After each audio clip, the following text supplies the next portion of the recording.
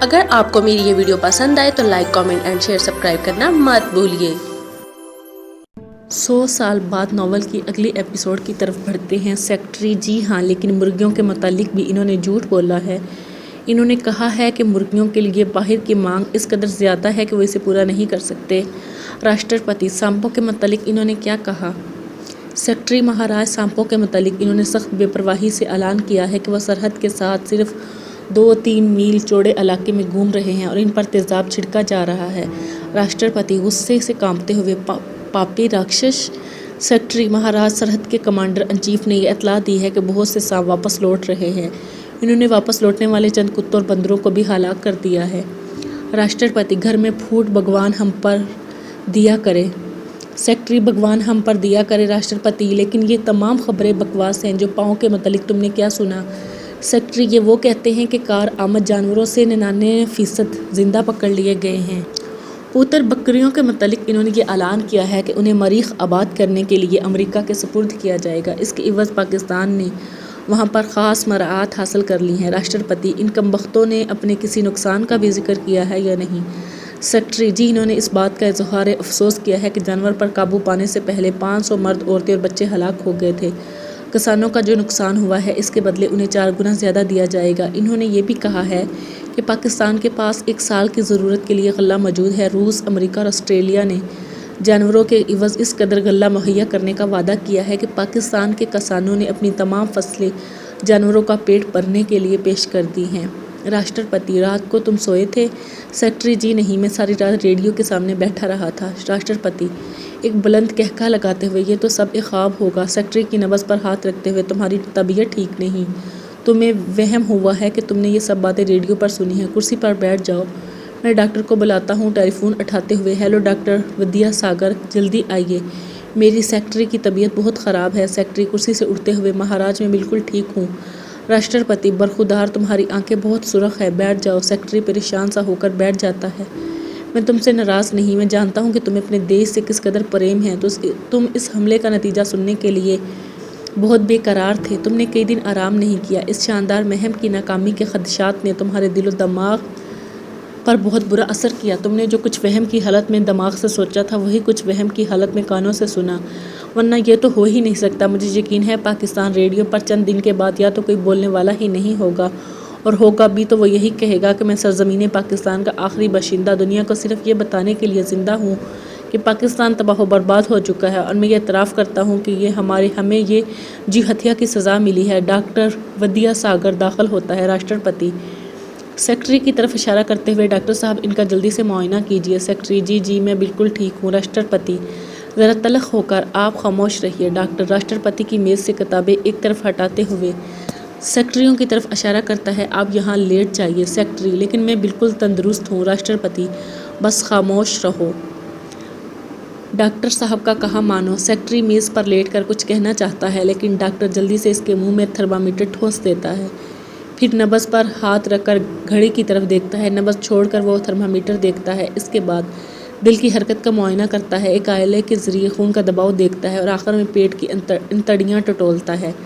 Doctor یہ بالکل تندرست ہے۔ سیکرٹری اپنے سر پر ہاتھ رکھ کر سیکرٹری کی طرف اشارہ کرتے ہوئے ڈاکٹر صاحب آپ مریض کا معائنہ اوپر سے شروع کر دیں۔ راشٹرپتی چلا کر مہاراج میرا دماغ بالکل ٹھیک ہے۔ راشٹرپتی برخودار تم تھوڑی دیر خاموش نہیں رہ سکتے؟ ڈاکٹر مہاراج ان دنوں کسی کا بھی دماغی پریشانی میں مبتلا ہو جانا ناممکن ہے۔ آج صبح پاکستان ریڈیو کا غیر متوقع اعلان سن کر میرا دماغ بھی چکرا گیا تھا۔ راشٹرپتی چلا کر پاکستان ریڈیو، ڈاکٹر جی ہاں آپ نے نہیں سنا، انہوں نے بہت غلط پروپیگنڈا شروع کر دیا ہے۔ راشٹرپتی کیا سنا آپ نے؟ ڈاکٹر انہوں نے کہا ہے کہ آئندہ 20 سال تک پاکستان کے باشندے ہر روز عید منائیں گے۔ سیکرٹری میز سے اٹھ کر بیٹھتے ہوئے ڈاکٹر صاحب مہاراج کو یہ بتائیے کہ 50 لاکھ کتے اور 20 لاکھ بندر زخمی ہو کر واپس لوٹ آئے ہیں۔ سانپ بھی عنقریب آنے والے ہیں۔ انہوں نے 90% جانور زندہ پکڑ لیے ہیں اور وہ پوتر بکریوں کو مریخ کرنے کے لیے بھیج رہے ہیں۔ ڈاکٹر میں نے یہ سب سنا ہے۔ راشٹرپتی آپ نے بھی یہ سنا؟ ڈاکٹر جی ہاں، ابھی جب آپ نے بلایا میں پاکستان ریڈیو کا دوسرا اعلان سن رہا تھا، وہ کہہ رہے تھے کہ اونٹوں کی کچھ کھپت بلوچستان میں ہو سکے گی۔ باقی عراق اور عرب مصر کو مفت دیے جائیں گے۔ 60% گھوڑے روس خرید رہا ہے، باقی ترکی، ایران، عرب اور چین نے لے لیے ہیں۔ گدھے چین اور خراصین بھیجے جائیں گے۔ دودھ دینے والے جانوروں کا ہر سلطنت زیادہ سے زیادہ کوٹا حاصل کرنے کی کوشش کر رہی ہے۔ تصفیہ کے لیے ایک کمیٹی مقرر کر دی گئی ہے۔ راشٹرپتی کرسی پر بیٹھ کر آنکھیں بند کرتے ہوئے: ڈاکٹر میری نبض دیکھو، کیا میرا دماغ ٹھیک ہے؟ کیا میں خواب نہیں دیکھ رہا؟ میں بھی 4 راتیں نہیں سویا۔ سیکرٹری اور ڈاکٹر ایک دوسرے کی طرف دیکھتے، سیکرٹری اپنے سر پر ہاتھ رکھتے ہوئے راشٹرپتی کی طرف اشارہ کرتا ہے۔ ڈاکٹر جلدی سے آگے بڑھ کر راشٹرپتی کی نبض دیکھتا ہے۔ ڈاکٹر: مہاراج آپ اطمینان کیجیے، پاکستان کا یہ پروپیگنڈا سراسر جھوٹ ہے۔ راشٹرپتی آنکھیں کھول کر ڈاکٹر کی طرف دیکھتا ہے اور پھر سیکرٹریوں کی طرف اشارہ کرتا ہے: ریڈیو آن کرو۔ سیکرٹری کمرے کے ایک کونے میں جا کر مہاراج کو: کون سا اسٹیشن؟ راشٹرپتی: لاہور۔ سیکرٹری بٹن گھماتا ہے، ریڈیو سے آواز نکلتی ہے: اب آپ مسٹر سورج نارائن کی تقریر نہیں سنیں گے۔ مسٹر سورج نارائن پاکستان کے بہت بڑے محسن ہیں۔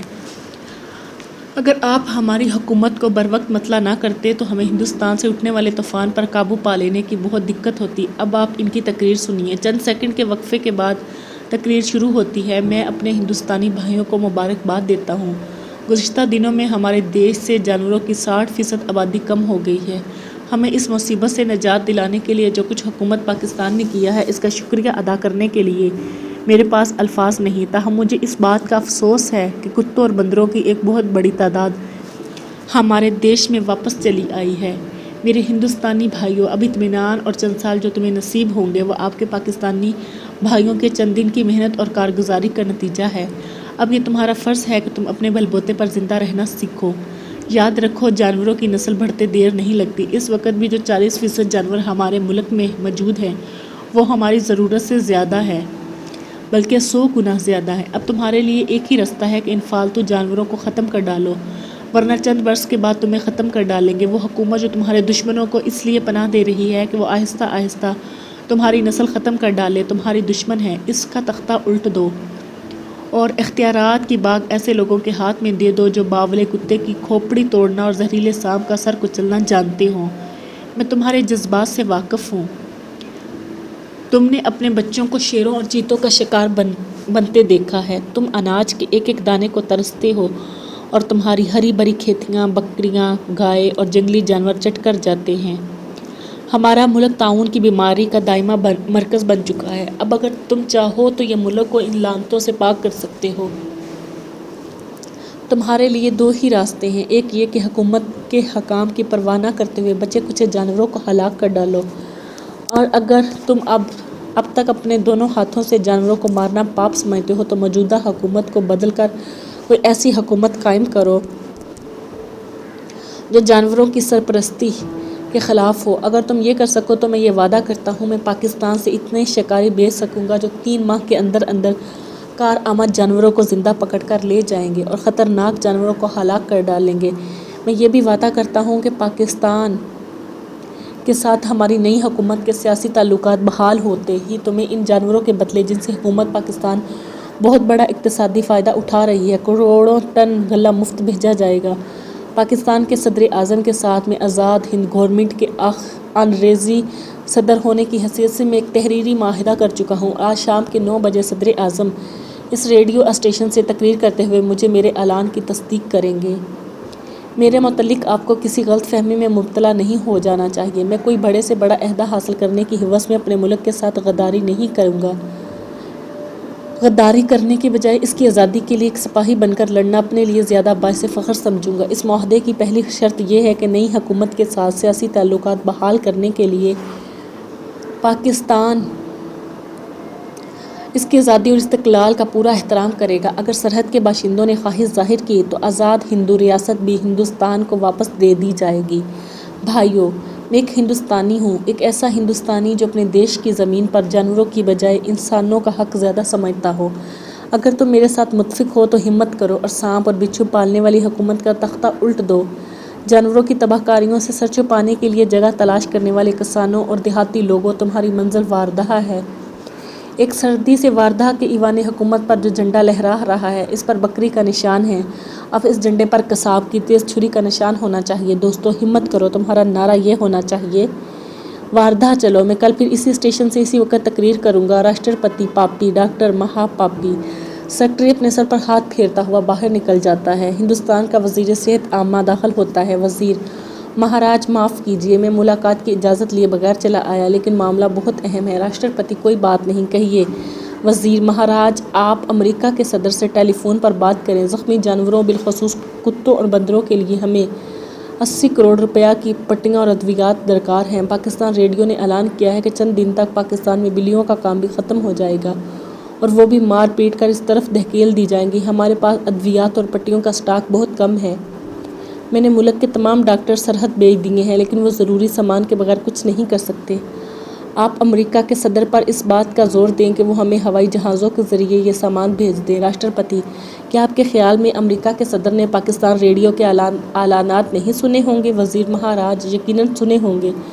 राष्ट्रपति: और आप ये सोच सकते हैं कि अगर टेलीफोन पर उनके सामने एक नया मुतालबा पेश करूं तो वो मुझे क्या जवाब देंगे? वज़ीर: वो खुशी से आपका मुतालबा पूरा करेंगे। राष्ट्रपति: आप मुझसे ज़्यादा बेवकूफ़ हैं। वज़ीर: महाराज, राष्ट्रपति, मैंने कहा कि आप मुझसे ज़्यादा बेवकूफ़ हैं। अमेरिका का सदर मेरे इस मुतालबे पर एक खौफनाक कहका लगाएगा और आप रिसीवर से 10 कदम दूर खड़े होकर इसकी आवाज़ सुन सकेंगे। वज़ीर: तो महाराज, मुझे क्या करना चाहिए?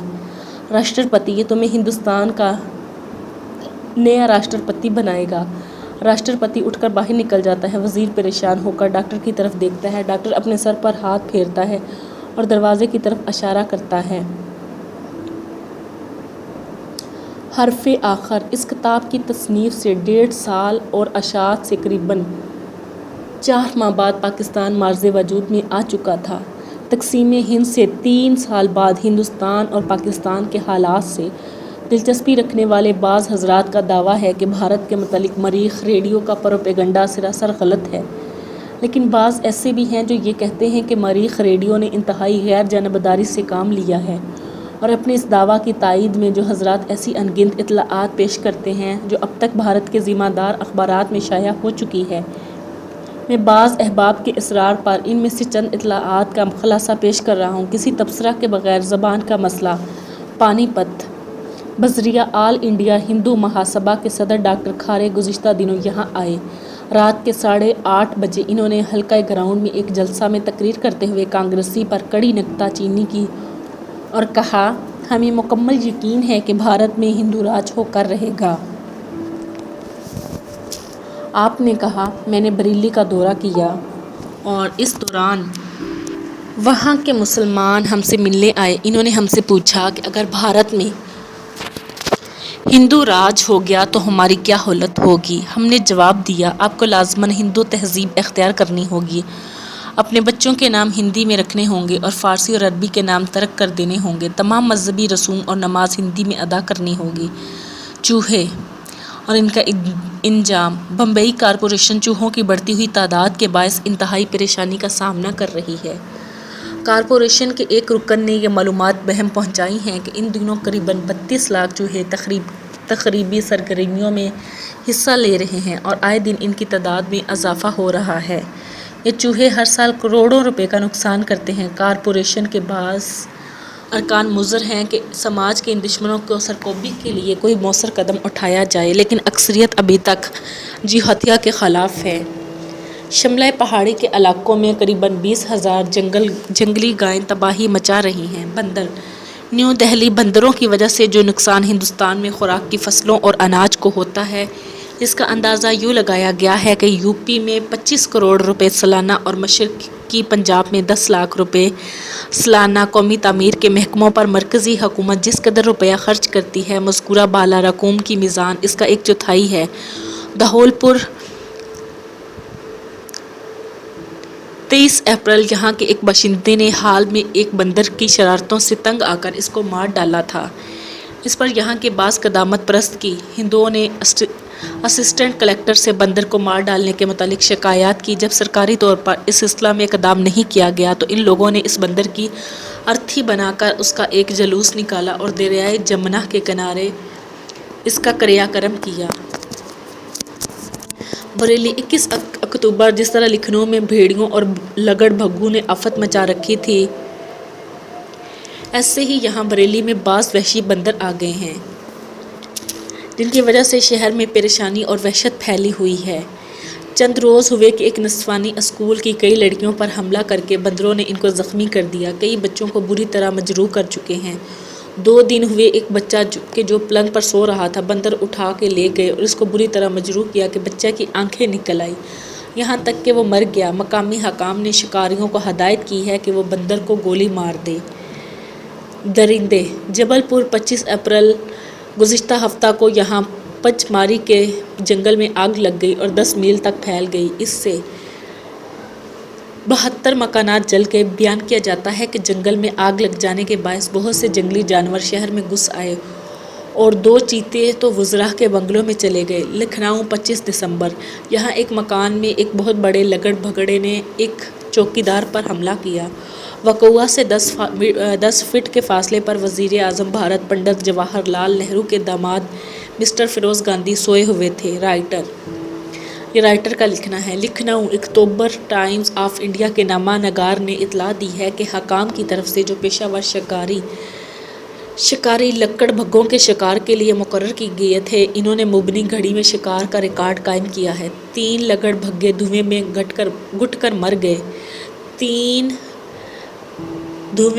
کر مر گئے، چوتھا لگڑ اپنے غار میں ہی جل بھن کر خاک ہو گیا۔ ایک بھیڑیا کل رات گولی کا نشانہ بنا۔ پیشہ ور شکاریوں نے 7 دن کی دوڑ دھوپ کے بعد ان کے غار کا پتہ چلایا۔ انہوں نے غار کے چاروں طرف آگ روشن کر دی اور اس کا یہ نتیجہ ہوا کہ ایک لگڑ آگ کو پھلانگ جانے کی کوشش کی۔ اس نے ایک چھلانگ لگائی لیکن شعلوں نے اسے لپک لیا اور وہ جل بھن کے خاک ہو گیا۔ الہ آباد 12 اکتوبر یہاں سے 24 میل کے فاصلے پر لکڑ بھگوں نے خوف زدہ کر رکھا ہے۔ گزشتہ 4 دن میں لگڑ بھگوں نے ایک 5 سالہ لڑکی کو ہلاک کر دیا اور ایک نوجوان کو زخمی اور ایک بھیڑ کو ہلاک کر دیا۔ اس کے علاوہ لگڑ بھگوں نے ایک بیل گاڑی پر حملہ کر کے ایک بیل کو بھی زخمی کر دیا۔ مارنے کے لیے 21 فوجیوں کی تعینات کیا گیا، وہ ان لگڑ بھگوں کو ختم کر دے۔ لکھنؤ 27 دسمبر یوپی کے مختلف علاقوں سے جو اطلاعات یہاں پہنچی ہیں، ان سے شرح ہوتا ہے کہ ان علاقوں میں خونخوار بھیڑیوں نے کافی تباہی مچا رکھی ہے۔ اس وقت 530 بچے اور جوان درندوں کے ہاتھوں ختم ہو چکے ہیں۔ لگڑ بھگوں اور بھیڑیوں کے خلاف جنگ میں فوج بھی شریک ہو گئی ہے۔ عام عدم تشدد کا مظاہرہ۔ احمد آباد 25 نومبر سرسبز لہلہاتی ہوئی فصلوں کو تباہ کرنے والے ٹڈی دل کو ہلاک کرنے کے متعلق حکومت کی تحریک میں روڑے اٹکانے والے اور ٹڈیوں کو ہلاکت سے بچانے والے 30 اشخاص جو کہ گجرات کے ہمسایہ ضلع کے رہنے والے ہیں، اس وقت جبل میں قید ہیں۔ ٹڈیوں پر رحم کرنے کا اندھا مذہبی اعتقاد یہاں لوگوں میں اس قدر شدید ہے کہ حکومت کو ٹڈی مار تحریک چلانے میں بڑی دشواریوں کا سامنا کرنا پڑ رہا ہے۔ ٹڈی مار سرکاری دستہ جو کہ گول میں جراثیم کش سرکاری گودام میں کام کر دیا تھا، یہ 30 اشخاص نے اس پر حملہ کر دیا۔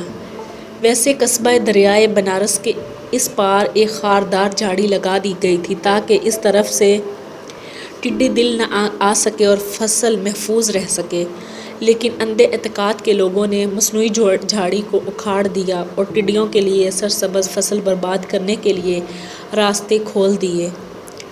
سرکاری افسروں کو یہ شکایت ہے کہ ٹڈیوں کو ہلاک کرنے کی اسکیم میں انہیں عوام کا تعاون حاصل نہیں ہو رہا۔ اور عوام کا تعاون حاصل کیسے ہوگا؟ کیونکہ 21 فوجیوں کی تعینات پر ان لگڑ بگوں کو ختم کیا جا سکتا ہے۔ شکایت ہے کہ ٹڈیوں کو ہلاک کرنے کی اسکیم میں انہیں عوام کا تعاون بالکل بھی نہیں مل رہا۔ ٹڈیوں پر رحم کرنا اور انہیں مارنے سے روکنے کے کام لوگ ثواب سمجھتے ہیں، اور یہی وہ کہانی تھی جس میں عدم تشدد کا مظاہرہ کیا گیا اور جنگلی گائے کے بارے میں سنا، بندر کے بارے میں دیکھا کہ ان کا آخری وقت کیا حل ہوا، درندوں کے بارے میں سنا، چوہوں کے بارے میں سنا، اور ان کا سب سے بڑا جو مسئلہ تھا وہ زبان کا مسئلہ تھا، حرف آخر کے بارے میں بات کی گئی۔ اس سب کے بعد آپ لوگوں نے سنا اور اس ناول کو سمجھا، اور جس کا نام تھا 100 سال بعد، اور جس کے مصنف کا نام تھا نسیم حجازی، امید کرتی ہوں آپ لوگوں کو یہ ناول بہت زیادہ پسند آیا ہوگا، کیونکہ اس میں ایک عجیب قسم کی کہانی تھی جو سب کے دل کو اچھی لگ سکتی تھی، کیونکہ اس کہانی کا مقصد ہی یہ تھا کہ آپ لوگوں کو آج بھی معلوم ہوگا کہ ہندو گائے کا گوشت نہیں کھاتے، انہوں نے گائے کے گوشت پر پابندی لگائی ہوئی ہے، وہ گائے کو دیوتا مانتے ہیں اور ان کی پوجا کرتے ہیں۔ اسی طرح اس کہانی کا اختتام بھی یہیں پر ہوا اور آپ لوگوں نے کہانی سنی اور اس کو سمجھا۔ اگر آپ لوگوں کو یہ کہانی پسند آئی تو لائک، کمنٹ، شیئر اور سبسکرائب کرنا مت بھولیے گا۔ انشاءاللہ پھر سے ایک نئے ناول کے ساتھ آپ کے ساتھ حاضر ہوں گی، تب تک کے لیے اللہ حافظ، اپنا ڈھیر سارا خیال رکھیے گا۔